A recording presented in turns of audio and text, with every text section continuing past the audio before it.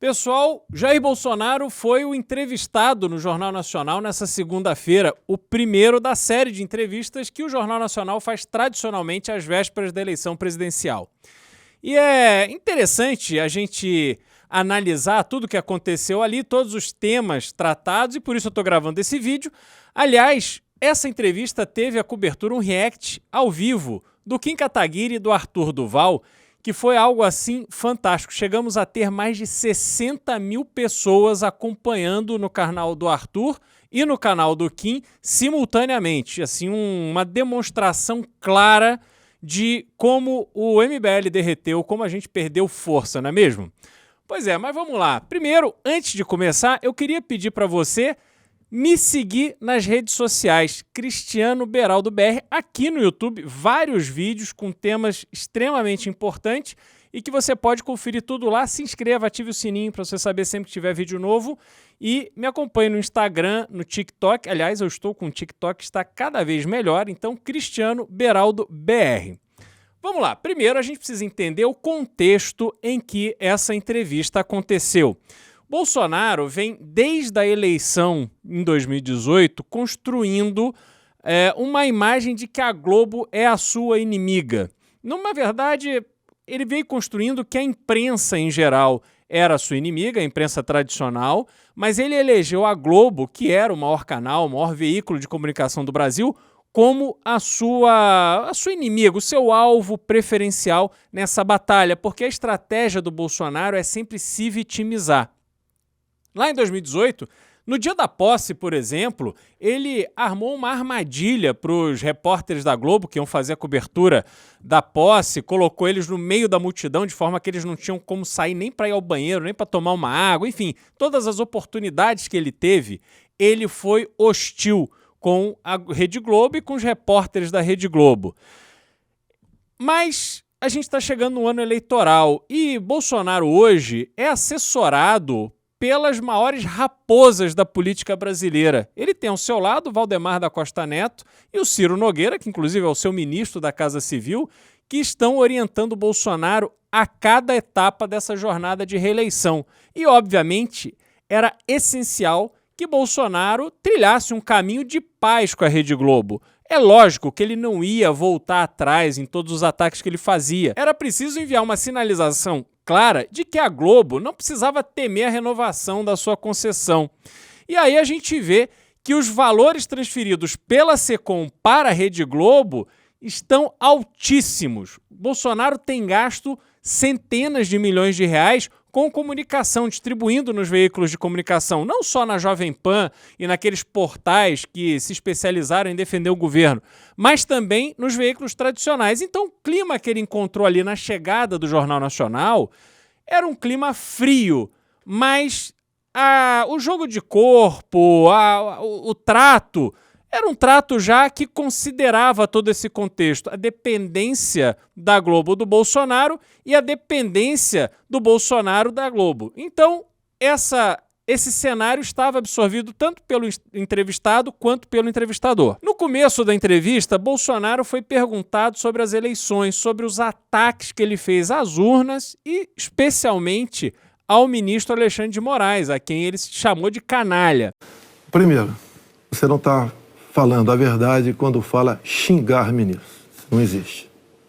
Isso não existe. É um fake news da sua parte. Enfim, escorregou para um lado, escorregou para o outro, tentou fugir da resposta, dizendo que não tinha xingado ministros, mas aí quando ele foi confrontado com a verdade, ele disse, não, mas eu não xinguei ministros, eu xinguei só o Alexandre de Moraes. E agora que houve a posse do TSE, nós trocamos ali algumas palavras de simpatia, então está tudo sob controle. O senhor xingou o ministro do Supremo de canalha. O senhor fez isso com o microfone. Então, e ele vinha fazendo contra mim. Mas, candidato, eu lhe perguntei qual era o seu propósito. Lembra a pergunta que eu fiz ao senhor? Qual era o seu propósito? Falou ministro. Foi um ministro específico. Senhor. Tá ok? Tá refeita aqui a dúvida? Mas não, é que o senhor disse que eu cometi fake news. Só para esclarecer, a pergunta que eu lhe fiz é: qual era o seu propósito ao xingar um ministro de canalha e ameaçar não permitir que as eleições fossem realizadas, se isso não lhe compete fazer. Não é uma atribuição do presidente da República, é uma atribuição constitucional. Candidato. Quem vem sendo perseguido o tempo todo por um ministro supremo sou eu. Enfim, escorregou para um lado, escorregou para o outro, tentou fugir da resposta, dizendo que não tinha xingado ministros, mas aí quando ele foi confrontado com a verdade, ele disse, não, mas eu não xinguei ministros, eu xinguei só o Alexandre de Moraes, e fez questão de colocar assim, essa responsabilidade no colo do ministro Alexandre de Moraes. Quer dizer, se não partir dele nenhuma transgressão dessa nossa relação, vai ficar tudo bem. Outro momento importante foi quando ele respondeu sobre o compromisso de respeitar o resultado das urnas. E ele se negou a responder isso. Serão respeitados os resultados das urnas desde que as eleições sejam limpas e transparentes. Como você disse que são auditáveis, em 2014 não aconteceu isso. Mas tudo bem. Vamos botar um ponto final nisso? O senhor vai botar um ponto final? Ponto final. Vamos para outra pergunta, outro assunto. Ele disse que ele vai respeitar o resultado de eleições limpas. Mas defina o que é eleição limpa. A interpretação que ele pode dar a essa expressão cabe qualquer coisa. Então, no fundo, Bolsonaro não quis deixar claro, isso talvez seja um recado para o seu eleitorado mais íntimo, para aqueles empresários que estavam ali no grupo de WhatsApp dizendo que precisaria ter um golpe caso o Lula ganhe a eleição. Talvez seja uma mensagem, não quer dizer que ele efetivamente vai tomar medidas efetivas caso o Lula vença, mas ele ali já não quis, já fugiu desse compromisso, deixou essa porta aberta. Na sequência, Bolsonaro foi perguntado sobre pandemia. E as respostas que ele deu foram completamente mentirosas, né? Ele disse, quando perguntado sobre a demora em responder e-mails enviados pela Pfizer oferecendo vacina para o Brasil, ele disse primeiro que o contrato não previa prazo, depois ele disse que, na verdade, a Pfizer não garantia os efeitos colaterais. Mas, meus amigos, vamos lembrar daquele contexto lá de trás. Primeiro, a Pfizer estava vendendo vacinas que estavam sendo compradas por vários países.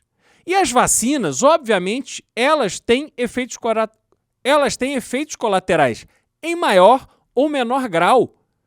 Você, quando toma a vacina, quando você tomou as vacinas que tomou na infância, você não assinou um contrato dizendo conheço os riscos que eu estou correndo e assumo espontaneamente esses riscos.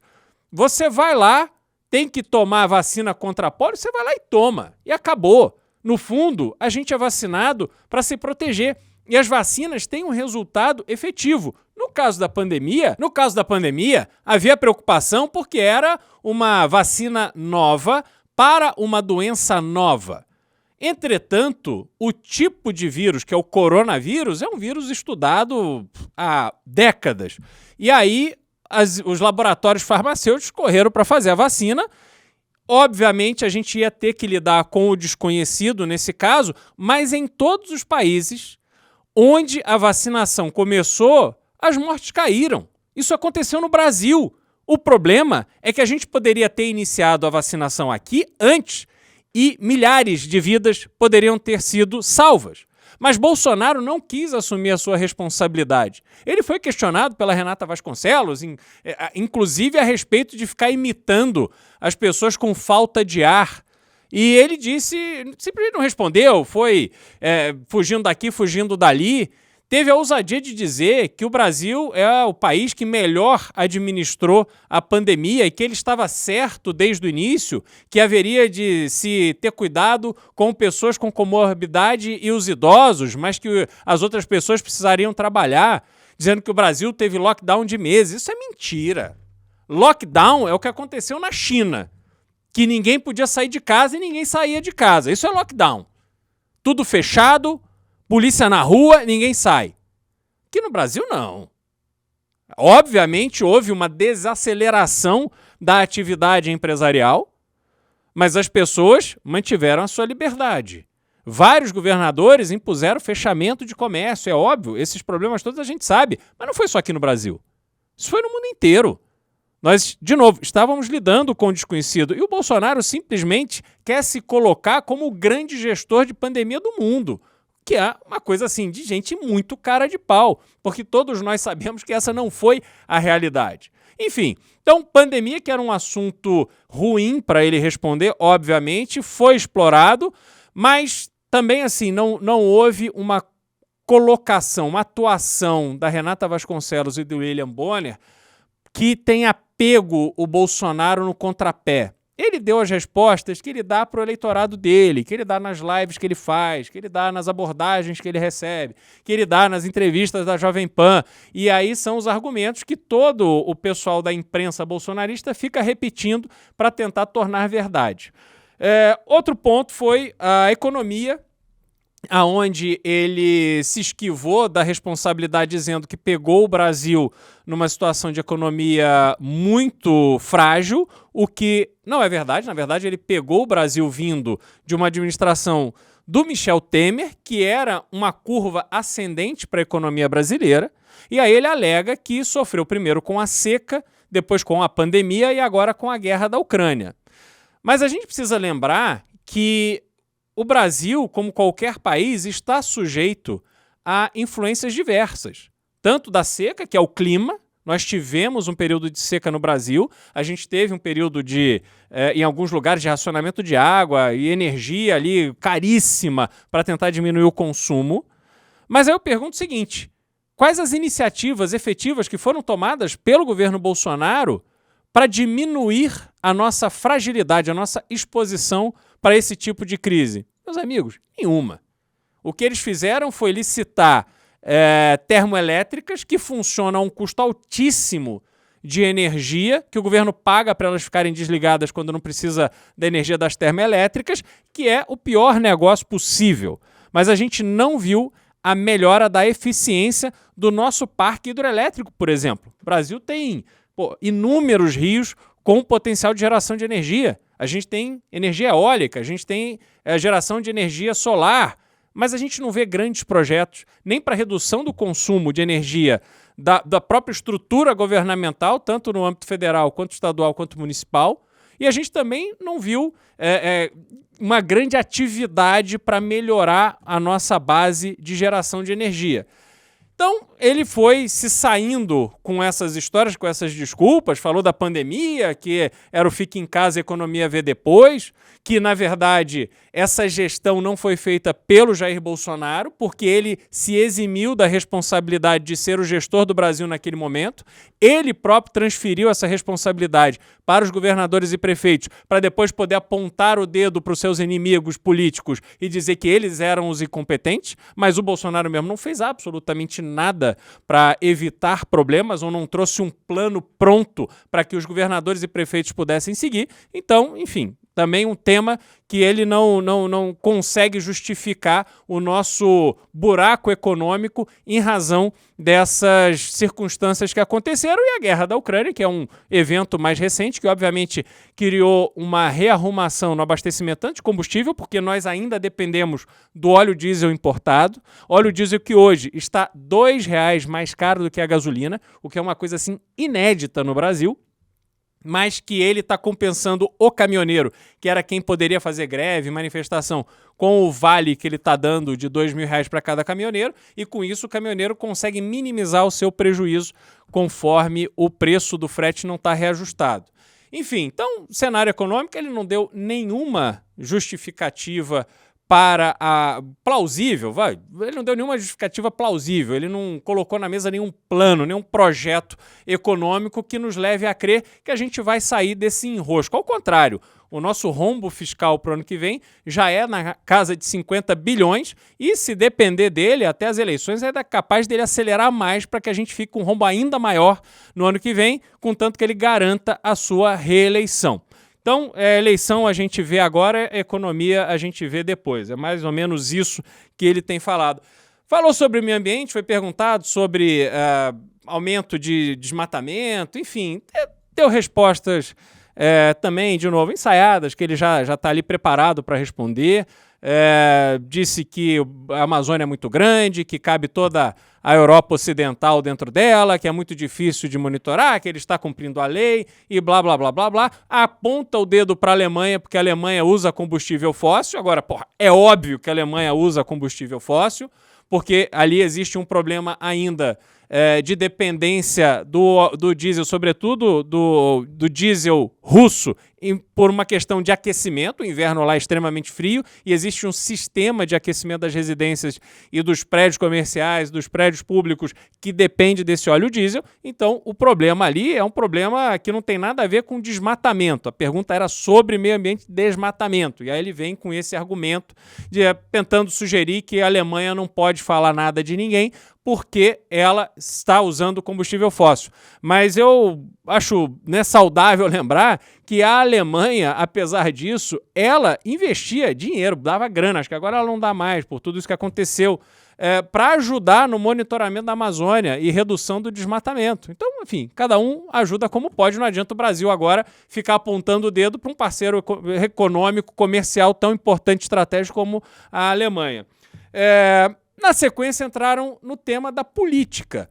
Tema da política com pergunta objetiva sobre o Centrão, lembrando aquela cantoria do general Heleno, se gritar pega Centrão, não fica um meu irmão, dizendo que o Bolsonaro preferia perder a eleição do que governar com o Centrão. Tudo isso foi dito lá em 2018 para que ele conseguisse se eleger. E aí ele vai argumentar, quando teve que responder a pergunta sobre qual Bolsonaro o eleitor deveria confiar, qual era o verdadeiro Bolsonaro, se era aquele que dizia que não dava para confiar no Centrão, ou se era o Bolsonaro que admitiu que sempre tinha sido Centrão. E aí ele vem com a resposta impressionante, dizendo que, na verdade, o Centrão da época dele era outro. O senhor sempre foi do Centrão? Ou o senhor, como disse em 2018, diz, eu nunca fui do Centrão por esse motivo? No meu tempo não era Centrão. Não existia Centrão. Como assim? No meu tempo, esses partidos que eu já integrei não eram tidos como partido do Centrão. Como se naquela época o Centrão não roubasse. Meus amigos, nós tivemos Mensalão, nós tivemos Petrolão, grandes escândalos de corrupção desde o início dos anos 2000. E quem eram os protagonistas desses escândalos? Os partidos do Centrão. E o Bolsonaro estava lá, não é que ele estava pescando lá em Angra dos Reis com a Val do Açaí e com Queiroz. Ele estava no Congresso. Ele era afiliado ao PP. Ele estava acompanhando por dentro o que acontecia, a forma de atuação daqueles deputados que vendiam o seu voto. Então dizer que ele não sabe que o Centrão da época dele era diferente, quer dizer, piorou mais? Então é porque eles estão realmente donos do orçamento, tem orçamento secreto, estão distribuindo dinheiro aí para Codevasf e tantas outras empresas públicas onde o dinheiro está sendo queimado, só se for isso. Porque Centrão sempre foi um termo pejorativo para se referir àqueles partidos que eram base do governo em troca de benesses, de benefícios, de grana, de cargos que geram grana. É o sujeito que cobra para dar uma autorização. Então, quando o partido vai negociar o apoio ao governo, ele fala assim, eu quero este cargo aqui, eu quero esta caneta que assina a autorização para desmatar, que assina a autorização para construir isso, para construir aquilo. É assim que eles negociam. E Bolsonaro, é claro que ele sabe de tudo isso. Então, enfim, deu respostas completamente ridículas para esse tema e ainda teve a ousadia, ainda teve um detalhe, assim, quando ele começa a responder, quando recebe a crítica em relação ao Centrão, ele fala para o Bonner, então você está querendo que eu vire ditador? Sugerindo que, para não ser ditador no Brasil, para você poder governar, você precisa se curvar ao Centrão. Mas o discurso dele em 2018 era exatamente o oposto. Você está me estimulando a ser ditador. Eu, candidato? Você. Porque o Centrão são mais ou menos 300 parlamentares. Se eu deixá-lo de lado, eu vou governar com quem? Não vou governar com o parlamento.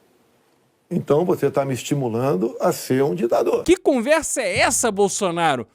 Você realmente acha que todos os eleitores do Brasil são trouxas? Porque o teu gado ali, aquelas pessoas que estão mais intimamente ligadas ao bolsonarismo, esses aí defendem qualquer coisa. E não tem lógica. É só você acompanhar agora no Twitter. Lá, hashtag Globolixo, lá no Trending Topics. Só que esses bolsonaristas, eles simplesmente ignoram ou querem ignorar o fato de que a Globo hoje recebe dezenas de milhões de reais do governo federal. É assim que ela tá aí tão forte, entendeu? Então, assim, são respostas realmente que não fazem o menor sentido e a gente... qualquer que seja o tema abordado do ponto de vista político, de condução política do governo, a resposta é ruim. Então, ele foi perguntado, por exemplo, sobre formação de ministério. E aí, porque, né, foi lembrado pela Renata Vasconcelos de que ele substituiu várias vezes o ministro da Educação. E aí ele fala assim, não, mas veja, a gente não sabe. A pessoa chega lá, não faz a coisa certa, a gente troca. Qual é a dificuldade de escolher um bom ministro da Educação? Por muitas vezes, depois que a pessoa chega, a gente vê que ela não leva jeito para aquilo. As pessoas se revelam quando chegam. Atualmente, eu tenho um excelente ministro da Educação. Acontece, é igual um casamento, muitas vezes. Mas eu queria dizer o seguinte, qual era o currículo do Weintraub para assumir o Ministério da Educação, que é talvez a coisa mais importante que a gente tem no Brasil, que a gente precisa tratar com mais cuidado, atenção e urgência? Qual é o currículo que tem o Milton Ribeiro? E ainda teve o Decotelli, que até o currículo era falso. O problema do Bolsonaro é que ele escolhe ministro, mas para ele entregar a responsabilidade. Ele não é o presidente que sabe aonde quer ir, que sabe o que está acontecendo no governo, que tem condição de cobrar a execução de um plano para educação, para segurança, para saúde, para infraestrutura, para economia. Ele entrega e cada um que se vire. E não o procurem para conversar de assunto chato, porque o que ele quer fazer é ficar com o Carluxo, lá com o gabinete do ódio, tuitando e fazendo live. Esse é o problema do Bolsonaro. Então, a questão política toda, ela se resume ao perfil de vagabundo do presidente, daquele que não gosta de trabalhar, que tem uma agenda cheia de buraco, porque ele está em casa, no WhatsApp, ou dormindo, ou comendo, mas trabalhar que é bom, nada. Esse é o retrato do governo Bolsonaro.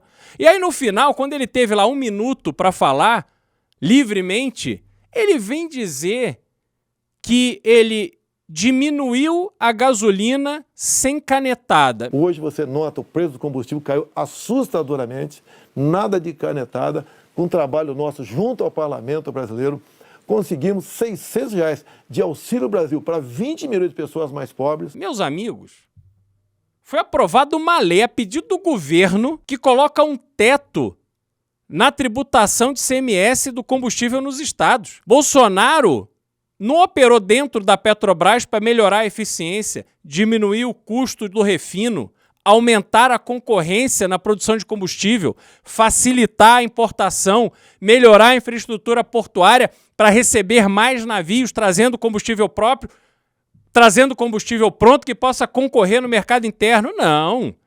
Ele garfou a arrecadação dos governadores enquanto manteve os lucros recordes da Petrobras que vão para os cofres do governo federal. Foi canetada assim, ô mentiroso. E aí, além de reduzir preço do combustível na canetada, ele vem falar do auxílio. Ou seja, a grande performance de Bolsonaro se baseia em redução forçada do preço do combustível, às custas dos governos estaduais, e dá dinheiro para aquelas pessoas mais necessitadas que precisam de auxílio. Só que você não pode dar auxílio sem um projeto de recuperação da dignidade dessas pessoas. Você tem que ter um plano para gerar emprego, para que essas pessoas possam trabalhar e caminhar com as próprias pernas. Ou a gente vai ficar pagando cada vez mais para um número cada vez maior de pessoas. Quem produz não aguenta. As pessoas trabalham para pegar o seu dinheiro, pagar imposto para ir para os outros que não trabalham. Como é que o país vai dar certo assim? E, por fim, Ele se coloca como o pai do Pix. Criamos o Pix, tirando dinheiro de banqueiros, fazendo com que a população pudesse se transformar muitos em pequenos empresários, um Pix sem qualquer taxação em cima do Pix. Que até pouco tempo ele sequer sabia o que era. Um projeto do Banco Central, que vem da época do governo Temer, que já existem exemplos no mundo que inspiraram o Banco Central brasileiro e que não causaram absolutamente nenhum prejuízo aos bancos, ao contrário do que ele fala, dizendo lá, eu sou o presidente que enfrentou os banqueiros. Mentira! Lucro recorde dos bancos, sabe por quê? Porque com o Pix, os bancos facilitaram a despesa, você gasta com muito mais facilidade. E com isso, os bancos conseguiram diminuir o uso dos cartões de crédito e as pessoas simplesmente adotaram o Pix. Só que com os juros recordes que nós temos no Brasil, os bancos estão rindo de orelha a orelha. As pessoas mergulhando no cheque especial, fazendo empréstimos, e os bancos rindo da nossa cara, porque a gente é trouxa. Então, meus amigos, o que aconteceu hoje no Jornal Nacional, em resumo, foi um presidente que simplesmente foi o Bolsonaro de sempre, dando uma entrevista num canal que, ao contrário do imaginário popular, não é mais inimigo, para dois entrevistadores que se colocaram ali de uma forma dura nas suas perguntas, mas não tiveram habilidade, propositalmente ou não, de colocar o Bolsonaro contra a parede, de pegá-lo no contrapé, de trazer uma informação, uma abordagem nova para que ele eventualmente ficasse constrangido ou não tivesse uma resposta. Então, enfim, esse é o jogo entre Bolsonaro e Globo. Nós teremos nessa terça-feira Ciro Gomes, entrevistado do Jornal Nacional. Na quinta-feira, Luiz Inácio Lula da Silva, com o react ao vivo do Arthur Duval e Kim Kataguiri, que, aliás, vai ser imperdível. E na sexta-feira, Simone Tebet.